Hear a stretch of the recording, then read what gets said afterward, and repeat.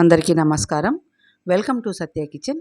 ఈరోజు నేను seasonal recipe మామిడికాయ కారం చేయబోతున్నాను. ఈ కారం అన్నంలోకే కాకుండా అన్ని రకాల టిఫిన్స్లోకి సూపర్ అంటే సూపర్గా ఉంటుంది. మరి ఈ రెసిపీ ఎలా తయారు చేసుకోవాలో ఇప్పుడు చూసేద్దాం. ఇందుకోసం నేను 2 మామిడికాయలు తీసుకొని శుభ్రంగా కడుక్కున్నాను. తర్వాత ఈ మామిడికాయలని ఈ విధంగా పీల్ తీసేయాలి. మొత్తం పైన ఉన్న చెక్కంతా కూడా తీసేసుకోవాలి. చూడండి, వీడియోలో చూపిస్తున్నట్టు ఈ విధంగా తీసుకుంటే సరిపోతుంది. 2 మామిడికాయలని ఈ విధంగా తీసుకున్న తర్వాత వీటిని చిన్న చిన్న ముక్కలుగా కట్ చేసుకోవాలి. ఫ్రెండ్స్, మొదటిసారి నా ఛానల్ చూస్తున్నట్లయితే ప్లీజ్ సబ్స్క్రైబ్ చేసుకోండి. తర్వాత వీటిని సైడ్కి పెట్టుకుందాం. ఇప్పుడు ఒక మిక్సీ జార్ తీసుకొని మిక్సీ జార్లోన ఎల్లిపాయలు, రుచికి తగ్గ కారం, మీరు ఎంత తినగలరో కారము అందుకు అనుగుణంగా కారం వేసుకోండి. రుచికి తగ్గ ఉప్పు కూడా వేసి మెత్తగా గ్రైండ్ చేసుకోవాలి. చూడండి, ఈ విధంగా ఉంటే సరిపోతుంది. ఇప్పుడు మనము మామిడికాయ ముక్కల్ని వేసుకోవాలి.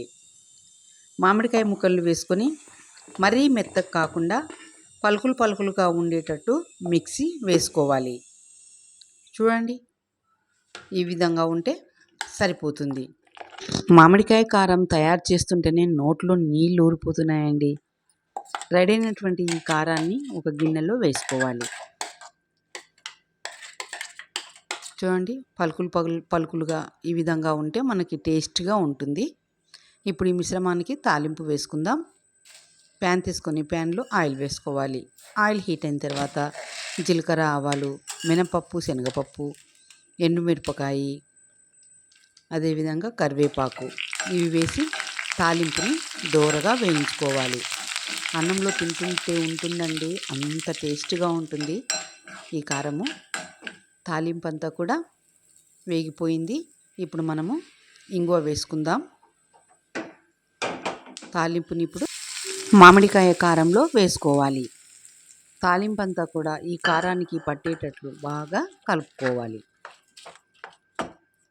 అంతే, ఎమ్మి మామిడికాయ కారం రెడీ అయిపోయిందండి. చాలా చాలా బాగుంటుంది. కంపల్సరీ ట్రై చేయండి ఫ్రెండ్స్. మీకు ఈ రెసిపీ నచ్చినట్లయితే లైక్ చేయండి, షేర్ చేయండి, కామెంట్ చేయండి. ఫ్రెండ్స్కి, రిలేటివ్స్ కూడా షేర్ చేయండి. Please subscribe. Thank you for watching.